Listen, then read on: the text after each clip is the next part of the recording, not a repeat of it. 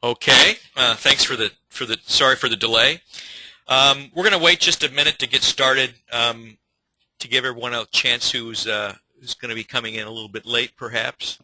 I show us at 1 after the hour. Steve, is that what you got? That's what I've got. Yep.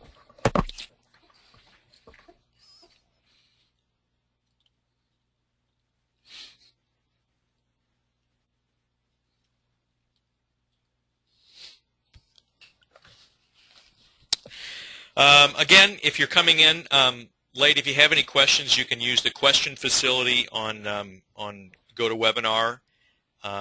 Type in your questions. We'll try to take them in real time, or possibly if we can't get to them all, we'll defer and get back with you after the broadcast. But I'll go ahead and get started. Thanks for coming today. My name is Kirk Wolf. We're going to be talking today about something that we've been kind of waiting to announce for a while. It's been something we've been working on for a little while, and that is the OpenSSH Accelerator for ZOS. We're fairly excited about this, and I think as we go along, I hope you'll see why we are a little excited about it. So let me just briefly introduce us. We've been around since 2002, and started out doing mostly consulting services, and in 2004 we developed our first product offering. It was called JZOS. Some of you may have used JZOS. That was acquired by IBM in 2005. It's now part of the ZOS Java SDK. So hopefully has some JZOS users out there today. We also have something called TZ Quick Start for Tomcat. It's basically a prepackaged version of Apache Tomcat, tailored to make it easy to install on ZOS. If you need a lightweight container or Java web container on ZOS. Our premier product is something that we started to roll out in 2006. It's called the Cozy Toolkit, and it's a little bit hard to describe, but there's several pieces in it. The most popular component is Cozy SFTP, and that's basically a port of the OpenSSH SFTP components, to which we've added a lot of enablement for ZOS. So ZOS datasets are natively supported, SMF recording, exits, all kinds of facilities to exploit ZOS platform are added into that. We also have something called the Cozy Launcher, which allows you to do cooperative processing from ZOS batch jobs. You can launch processes on other servers and exchange data back and forth cooperatively. And dataset pipes and Cozy Batch. But I'm not going to talk too much about those. I'm just going to breeze right along. And here's a recent print ad that we had in Z Journal that speaks to one of our tenets that we have followed along with many of our products. The Cozy Toolkit in particular we offer as either a free community license, in which you basically have a bulletin board where you can ask support questions, and we also offer it with a standard kind of traditional commercial license and support agreement that has SLAs and all that kind of stuff. So there's sort of a dual licensing model. We have a lot of free users that we appreciate, that they give us a lot of feedback, and that community, we sort of thrive in that community in terms of driving the product development. But then also we have some very valued commercial support customers who, take advantage of our support services and making it enable us to offer this commercially. Okay, so here's our agenda for today. We're going to talk about the accelerator, the OpenSSH Accelerator. I'm going to give you a little demonstration on how to install and use it, and we're going to, with that under our belts, we're going to compare some important features of Cozy SFTP with the accelerator and compare it to FTP with SSL, because a lot of people are kind of looking at that question right now. Then Rob is going to talk about some new Cozy SFTP secure file transfer service offerings that we have, and then we'll have some time at the end for your question and answers. Okay, so if no one has any questions before we get started, I'm just going to jump right in. Any Anything, Steve, so far? Nope. Okay, we're great. Good. Here's a foil we've had in some of our presentations that basically introduces some terminology that I might be using. The one that trips me up the most in this is SSH. SSH is a bunch of stuff. In one sense, it's there's a command in Ported Tools called SSH, but SSH is also, on a larger sense, refers to this RFC, this set of related RFCs, this standard that's known as SSH Protocol 2 or SSH-2. And so when I talk about SSH, the protocol, that's what I mean is the SSH standard protocol, SSH-2, versus the command SSH that we'll also be talking about. The SFTP is a tool that often ships with SSH implementations. It's a program and a protocol as well, and it refers to the draft RFCs that have to do with this secure file transfer draft. So if you get an OpenSSH distribution for your Linux box or your ZOS box, the SFTP command and the SFTP server command come as part of that. But they're actually separate from the SSH thing itself, and I'll show you that in a minute. FTPS is what I'll refer to as the FTP with SSL or FTP with TLS. This is the related RFCs 2228. Ported Tools will be my shorthand to refer to IBM Ported Tools for ZOS OpenSSH. This is IBM's port of OpenSSH for ZOS. It's a non-chargeable supported ZOS feature, so typically you have to order and install that, although I think it comes with a server packs. But once you install it, you can get support through the IBM Support Center for Ported Tools OpenSSH. Okay, so speaking of Ported Tools OpenSSH, I mentioned it's not chargeable, but it can be expensive. So let me explain what I mean. Ported Tools OpenSSH, in fact, OpenSSH, the open source version of it, includes in it, or it uses for its cryptography, another project called OpenSSL.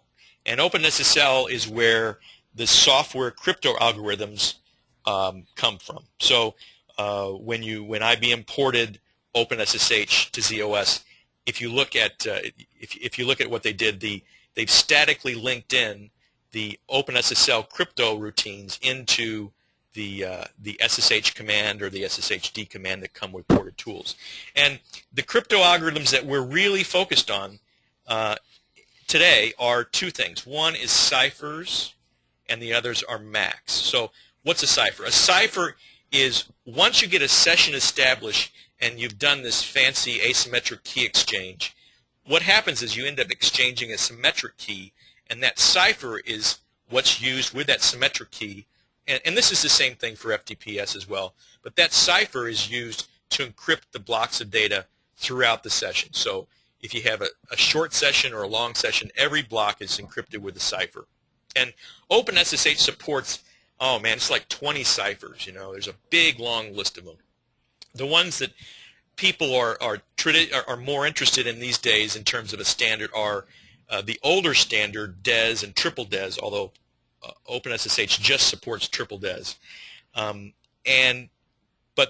sort of supplanting that as a standard these days is the AES standard. So that's a cipher that OpenSSH supports, and you can configure OpenSSH to use it on ZOS as well. The MACs are these message digests. You've probably maybe heard of MD5 and SHA-1. These digests are used to basically create a CRC, if you will, of each message before it's encrypted. So the MACs and the ciphers are going on all the time when you're running a big long file transfer or a session. So SSH and SSHD are used by, in the Ported Tools commands, are used by several other clients. So for instance, if you use Ported Tools SFTP command or SFTP server or SCP command, those commands actually start or fork as a child process the SSH command. And on the other side, on the server side, the SSHD command is basically the network listener, and he starts the protocol SFTP server, for example. So there's a layered set of commands that are going on, but SSH and SSHD, these guys up here are the ones that do all the network, the secure network authentication and cryptography to secure your session. So the other clients would be, if you're using Cozy SFTP or Cozy SFTP server, they use Ported Tools SSH, SSHD. If you're using our Cozy launcher or our remote dataset pipes over SSH, those use SSH and SSHD from Ported Tools. And finally, if you log in, say, with PuTTY to ZOS with an interactive SSH shell session, like a TTY shell session over SSH, which we do all the time, that uses SSH as well, of course. So the important thing, the reason why this can get expensive is that you can imagine these algorithms are in software, and in the current implementation from IBM, they don't exploit ICSF, they don't exploit CPACF, and it's typical for, if you have a job doing a big SFTP transfer, it's typical for SSH part of that to use 80 or even 90% is more typical of the CPU time for the job. Oh, I missed a page. Here is a little picture that might help clarify this. If you have an SFTP, this left side is the client side. SFTP command starts as a child process, an SSH command, which makes the secure connection to SSHD, and he starts the SFTP server. And so the logical data flow is from SFTP to SFTP server, but really it's this layered kind of approach. And the other thing to note is on ZOS, the SSH command runs not only in a child process, but it's a forked child process. It's not locally spawned, so it's going to show up in a separate address space. It's going to show up in one of these BPXAS or ONVS address spaces. For example, here's an example of a batch job that we started. It's using Cozy SFTP running as a batch job step. Here's the type. It's the type JES2. This is the job CPAC off that runs the Cozy SFTP job. But when it runs, it actually starts a second job. It's type OMVS, and typically you'll see these have a number on the end of the job if there's space for it. And the important thing to look at is that the TCB time, this is for a 1 gig transfer, it's almost 10 times as much for SSH it is for SFTP. There's a lot of time going on in here that you wouldn't notice if you looked at your job, at your JES job log at TCB statistics. You wouldn't see that. Now, we've gathered this from SMF type 30 records. So if you want to see this for yourself, you want to get the SMF type 30 records and look at them. Okay, so that's sort of one side of the coin. The other side of the coin, I'm going to talk a little bit about CPACF because that's what we're going to kind of, meld into this. What this product does is introduce CPACF into the equation. CPACF, if you're not familiar, is a feature on Z machines. It's a no-charge hardware feature, 3863. You have to get your CE to install this on the HMC if you don't have it. I think it's, a lot of people have it, a lot of people don't. It kind of depends on if you're using your machine.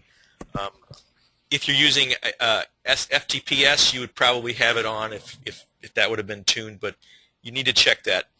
This feature, if you have it, what it gives you is several new instructions. Key of these are the KM, KMC, those are the ciphers. KM is the regular cipher, and KMC is the block cipher, which we use because OpenSSH uses a chaining kind of a cipher. And then the MACs, there's these two instructions for the MACs, KIMD and KLMD. And once you have those instructions, you still may only support certain ciphers. So depending on the model machine you have, if you have a Z10, you have them all. If you have a Z9, you have them all, I think, except for 256, AES 256. But all the way back to a Z9 or a Z8 890 or whatever, they have something but not all. So depending on your model, you'll have different ciphers supported within CPACF.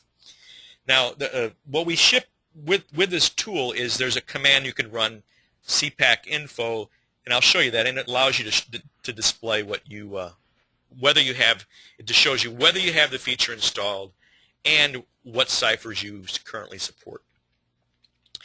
Now, CPACF is really cool because this stuff is extraordinarily fast compared to software implementations.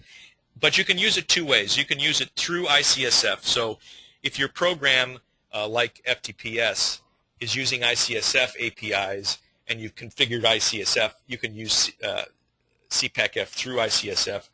But these instructions are just regular unprivileged instructions, and they're for my money, I think it's a little more efficient and just as easy, I think, to use them directly. And that's what we do in the product, and you'll see that in a minute.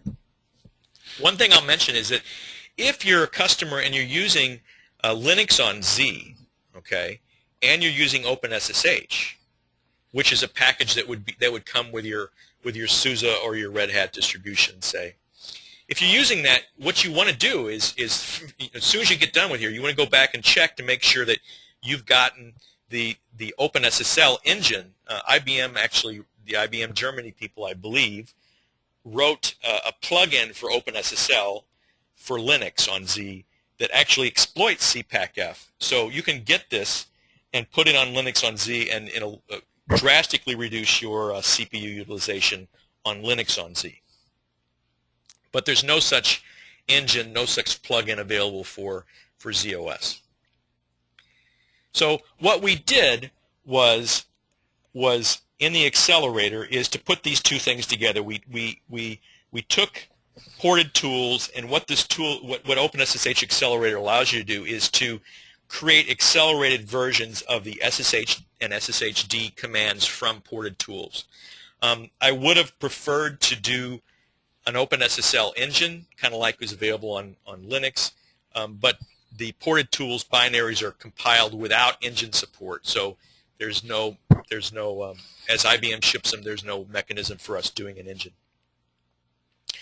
So what the accelerator does is allows you to create these accelerated versions. We don't ship, of course, IBM's product. We ship you a tool that allows you to run the linkage editor, as you'll see in a minute, and build your own accelerated versions.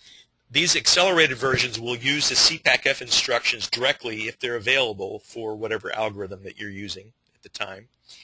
And if it's not available, it just falls back to the original software routine. So basically, we use there's a very elegant architecture in OpenSSL for having basically vectors that point to all the algorithms, that basically has a branch table to all the routines.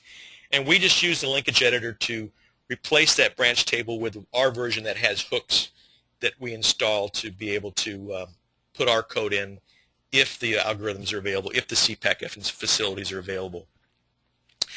The great news about this is you can reduce the CPU time. I'll show you some numbers here in a minute. For SSH by 2/3, I've actually seen 70% reduction in the CPU time used by SSH. Considering that is 90% of an SFTP job, that results in net greater than 60% reduction in CPU time. Now, that's the numbers that we've seen. We've had some customers validate similar numbers, but of course, your mileage may vary. That's just a sort of a disclaimer. An important disclaimer I need to focus on is that the accelerated versions that you build with our tool are not supported by IBM. So, whoop, I hit something. That means that you keep the original programs from IBM. You create new copies that are accelerated using the tool that we give you. But if you need to work with a support center for IBM on Ported Tools, you would need to reproduce your problem and use the IBM version and not our accelerated ones. However, you can request support from us.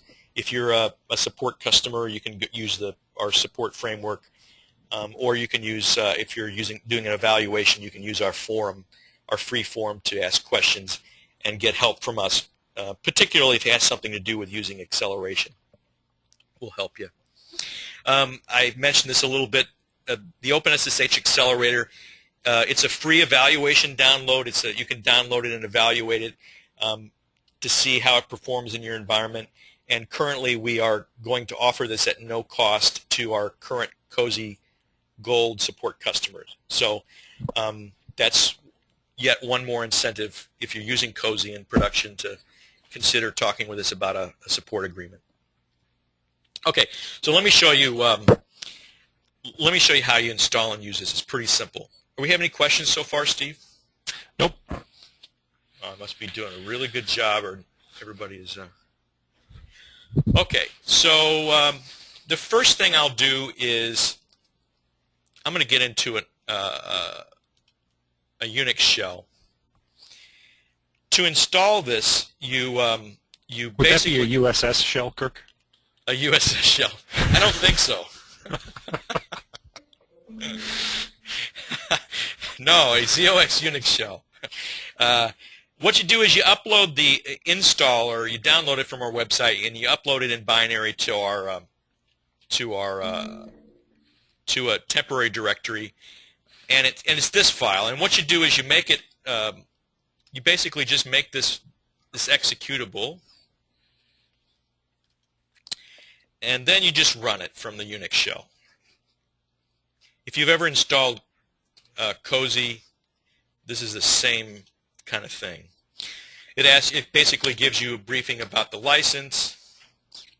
It's an evaluation license. And then there's a small HFS, ZFS directory that we use. So you tell it where that's going to be. It's a couple megabytes. Vendor, I'm going to put it there. Now, that's an existing directory because I've installed this already before, so I'm just going to say, yeah, go ahead and reuse that. And then it's asking me for a PDS where it's going to unload the install JCL and the product for basically building everything. I'm going to give it instjcl2. I'm not going to overwrite the one. So it unloads some members into that PDS, and then it tells you, okay, go look at the README and the license for more information. So that's basically unloading the product.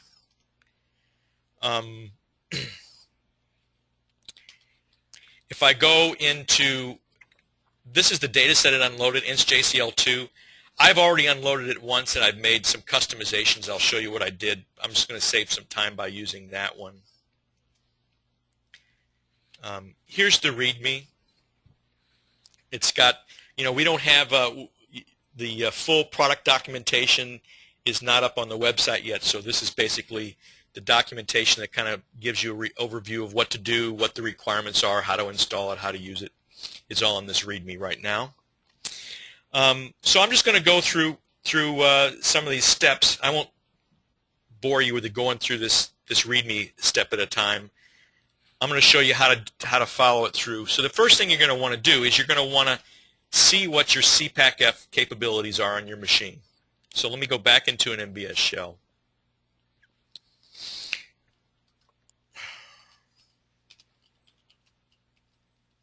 That's the installation directory, and then in there is, a license and a README, and the bin directory is where the this tool, this utility is at. So I'm going to run it. It's bin cpacf_info. And when you run it, the first thing it'll tell you is whether or not you have cpacf installed or not, and I do on this machine.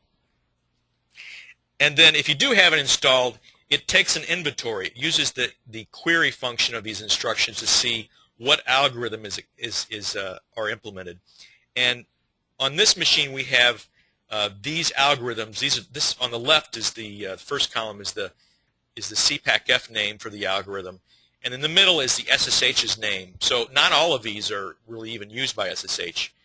The SSH name is in the middle, and then the third column is whether or not that algorithm is enabled. If I add the -t to this, as the instructions have you, it not only does that, but it basically runs some internal tests using the instructions to make sure they work.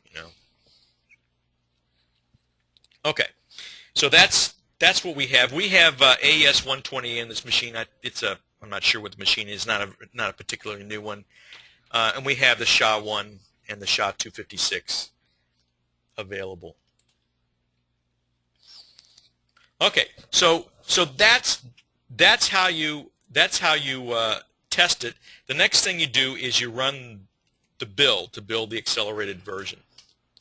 Now this is what I've customized already. This is JCL that you would customize to build your own version, and the customization is really easy. There's these set JCL statements where you can set these variables to what your installation defaults are. So you set the name of this installation JCL PDS, the one that I'm working on right now. I've typed in mine in here. To install this, by default, that we have a step that runs, I'll show you that in a minute, runs the cozy batch. So I need to point to the cozy load lib for cozy batch. If you don't have that, you can still run this by just not running that step. I'll show you in a minute. But here's the important thing. You give the destination SSH and SSHD the full pass where you want to put the accelerated versions of SSH and SSHD right here. These are the things you typically have to change. These things you don't have to change usually. This is like where your source SSH and SSHD binaries are. Those are in a fixed place with Ported Tools. If you have a different high-level qualifier for the C library and the GSK library path, typically you wouldn't, but that could be there. Now the first step of this step runs cozy batch, and all it does is we require Ported Tools 1.2. So this step basically runs a shell script, and it runs the SSH command with -v, -big V, to see what version it is. It greps that and then basically says if you're running Ported Tools 1.2 or not. So if you don't have cozy batch, you can't run this step, but you could just not run this step and check on your own that you're running Ported Tools 1.2. The next step runs the linkage editor, the binder, and it links the new SSH program. And the third step links the SSHD program. So I'll even show you, in here, this member has our object deck that has our new code. That's just a sample proc. SSHD is a sample proc. Syslin, these are the linkage editor control statements that we use to relink the things. We include our code and replace these vectors that we're hooking into. Okay, so I'll just run this.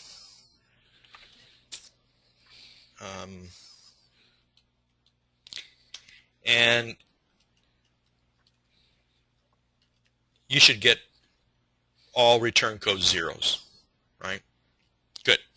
So I'm doing this. One of the requirements, if you look through the requirements in that README, is this has to be done as a basically UID 0 or a super user, because part of relinking these is putting the extended attributes on there. The SSH and SSHD commands have extended attributes, so you have to be a super user or you have to have the right privileges that we document on how to do that. So I'm doing this under a super user ID. But when I run this, I'm going to run it under my ID. I have another session up here. Yeah, here it is. So here's some JCL. I'll show you how you execute the client version. This JCL is basically just the sample JCL that we give you for running cozy SFTP client. I'm using, in this example, RACF certificate authentication automatically. So all you do is, to make this work, you have to do a couple of things. First of all, here's right here, this line, I have to add an SSH option to my SFTP command. I want to say ciphers equals the cipher that I want. This is a CPACF enabled cipher on this machine, and I want to use for a Mac this Mac, right? Now this is how you do it on one job. Most people, you wouldn't do this. You would actually go and update the system configuration files to reorder your ciphers in Macs so that those are the preferred ones. The third thing you got to do is you add another option, which is dash capital S, and then you gave it the full path to the binary for the SSH command. And I'm going to point to now the accelerated version that I created. The original one is, just /bin/SSH. This is the one I created in that build step. So I added these 3 lines to it, and that's basically it. I just this job is a 1 gigabyte file transfer. Hold on just a second, Steve's trying. Go ahead, Steve. What's going on? I can't. My Just screen. want to let you know we're at 30 minutes. Just want to Okay, let you know. great. Sounds good. Okay. Let me. You can see there's 2 jobs running. This is my job, CPAC on, and then here's the SSH job, CPAC on 1, and you can see it's using roughly 2.5 times as much CPU as this one, but not 10 times as much. That's the clue that you're running accelerated. Okay, so it's finished, and if I can look at the output.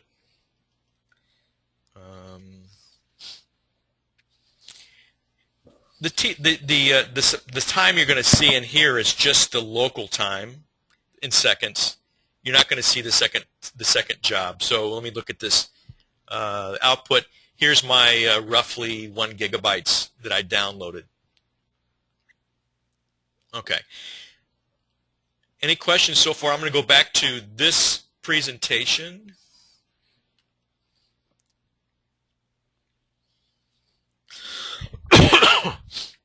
Here are the numbers that we've been seeing, which are basically the same as a couple of customers have been reporting to us. CPAC off. This first line is the batch job that runs SFTP. It runs cozy batch and then SFTP in a shell script. All that stuff is 6 seconds of TCB time. The OMBS child process. This is unaccelerated. These top 2. He's using 54 seconds of TCB time. That's the 9-to-1 ratio, or over 9-to-1 ratio. And the second line, the last 2 lines are with the accelerator, still the same 6 seconds on the SFTP job, but the SSH goes from 54 down to 15 seconds. So this is why we think this is pretty exciting. If you're interested in using SSH as a secure file transfer mechanism, and a lot of people are, you might have been concerned about the cost, and the costs are important these days, and this is right in line with where we want to be.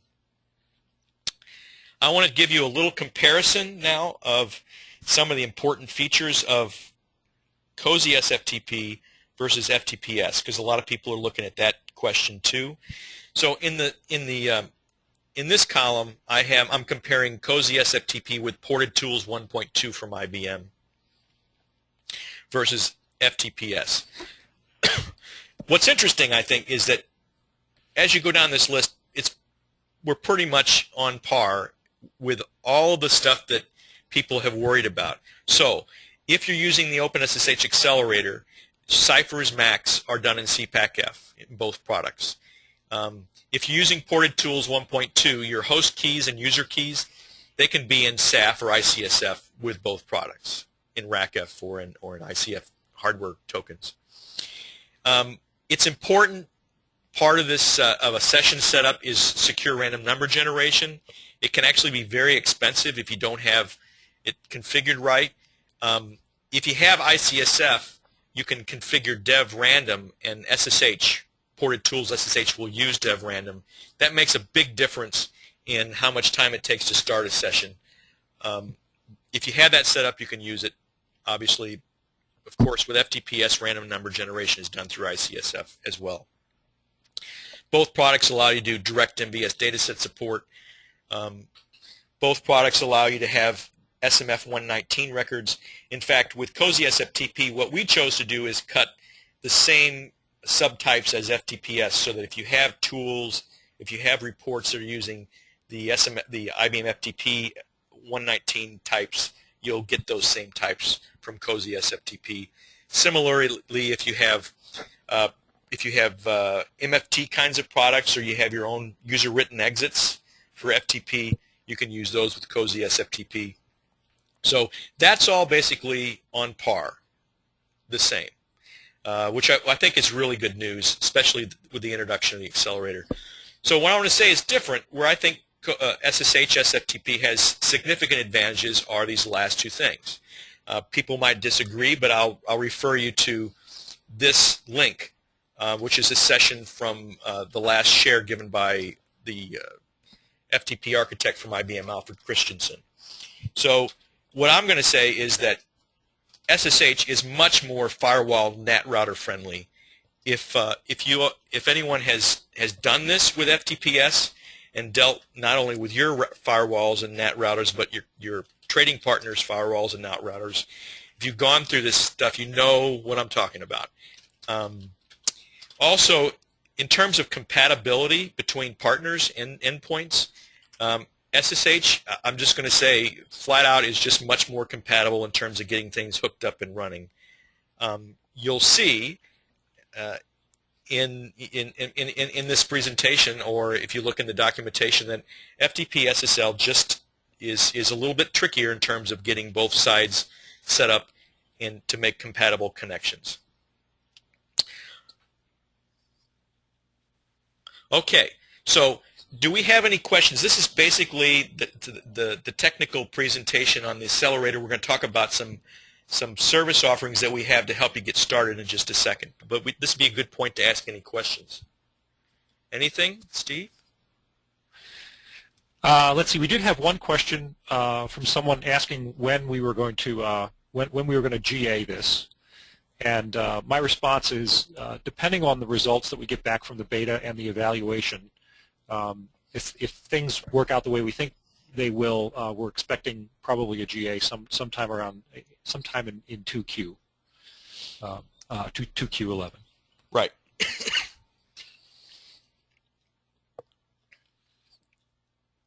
Any other questions? Okay, if not, what I'd like to do is I'd like to introduce Rob Schramm, and Rob's joined us recently. He's going to be heading up our consulting practice dealing with secure file transfer. So go ahead, Rob. Thanks, Kirk. My name is Rob Schramm. Just as a short introduction, I've been associated with Dovetail Technology since 2006 when I was doing JSP Wiki on Tomcat JSP Wiki on Tomcat on ZOS using JZOS. My background is as a systems programmer with a focus in security on ZOS for the last 20 or so years. And I'm really delighted to be part of the Dovetail team. Personally, I think the new accelerator with the CPAC-F support for SFTP is just cool. Now, on to the offerings. So Cozy is under community license, so why are we doing service offerings? Simple answer is time. The biggest issue I see for system programmers is time. Time to do everything, time to learn everything. And with time in mind, we're here to help with some offerings. The first one is discovery. It's a chance to sit down at a virtual table and explore your challenges and pain points for secure file transfer to see if Cozy SFTP can help. This is a free web-based offering. So basically we get online and get the right people in the room and talk about what your issues are and see if we can help. The second part is a quickie. This offering is all about you. Getting Cozy SFTP installed, getting test cases run in your environment. This is a no commitment, no hard sell way to get Cozy SFTP set up, tested, and help shortcut the learning process. At the end, you can proceed with Cozy SFTP as you want. Use it, don't use it, it's up to you. The costs for this are just our way to cover our time. It can be an on-site or web-based engagement. Nice, straightforward, quick, It's a single-day deal. The last one is custom offerings. Of course, if you don't see what you're looking for and you've got some specific needs, we're here to help. Let's come up with an offering that suits you. And that is currently our service offerings. Okay, great. Thanks, Rob. Steve, do we have any questions? I'm going to open it up for Q&A. We might even consider opening up mics if you guys can behave yourselves. If you want to ask a question. It looks pretty quiet out there. I should point out while we're waiting for this, if you have any questions about these service offerings, we have a couple of new pages on our website. You can go to the solutions page and then from there branch off, and there's some more details about the offerings that Rob was just discussing, so you can get a little bit better idea about what's involved. Right. I'll mention while you're coming up with your questions that we're going to be putting this as we do normally, we'll be putting this presentation up on our website. There's a link to our webinars page from the main page. The slides, the PowerPoint slides, and also a recording of the webinar will be available sometime later this week once we've translated and get it packaged up. So, any questions? If we don't have any questions, I think we're just going to close this up. But we really appreciate your time. If you have any feedback or want to contact us about looking at Cozy or the Accelerator, we would love to discuss that with you. Okay, hold on, Okay. Kirk. I think we have one question here. All right. Let's see. I'm just trying to read it here. Yes, there's a question that says, were you saying the default for ported tools is SSH2? And the answer to that is yes, the default. In fact, is it even possible to run SSH1 under ported tools 1? Yeah, it is. It's possible to run the old SSH1 protocol, but by default, there's a setting in the both the client and the server configuration, and that setting by default is turned off. So I think it's the protocol setting. I think it only allows you to use protocol 2 by default. And in fact, SSH protocol 1, the old thing, has some known weaknesses and security vulnerabilities. So I don't think I would recommend enabling that. It's not a good idea. And the only time you would consider it is if you had a trading partner that just had to have it because they were running some really ancient software on their end. But I hope that answers your question. Okay, we have a raised hand. I'm going to open, this is from Rusty Morris. I'm going to go ahead and open your mic, Rusty. Do you want to go ahead? And, hi, Rusty. We've spoken before. Hello. Rusty, your mic is open. Hello, can you hear me now? Yeah. Okay, hopefully you can hear me. Will this allow you to get your FIPS 140 certification? Well, that's a really good question. That question makes sense. FIPS 140 certification has to do with, special processes in security software that have to be in place to get this certification. This does not address FIPS 140. All we do in this is use CPACF. FIPS 140 actually involves a lot more than just it's not really even just an algorithm thing. It's more a how the software operates kind of thing. There are versions of OpenSSH and OpenSSL, I should say, that are FIPS 140, but the current version of Ported Tools from IBM is not FIPS 140, I don't believe. We might even have some IBMers online that would comment on that, but I wouldn't put them on the spot. But that's not part of OpenSSH Ported Tools, but I think that's something that would be a good requirement for customers to send to IBM if that's what they want. So I hope that answered your question. Thank you. Okay, I think, let's see, I've got some other comment here. Okay, so I actually do have a response from an IBMer on that question, and the answer is OpenSSL in OpenSSH Ported Tools is not FIPS 140-2 compliant. So that's actually an official response. Well, as official as you can get from. That's right. In this venue. But thank you for that. No, it's not an official response. They wouldn't probably like to say that that's official, but it's in the documentation, right? So we appreciate that, though. Okay. Okay. Well, thanks a lot. I think that's it. Thanks a lot. We're going to close this down, and thanks everyone for coming.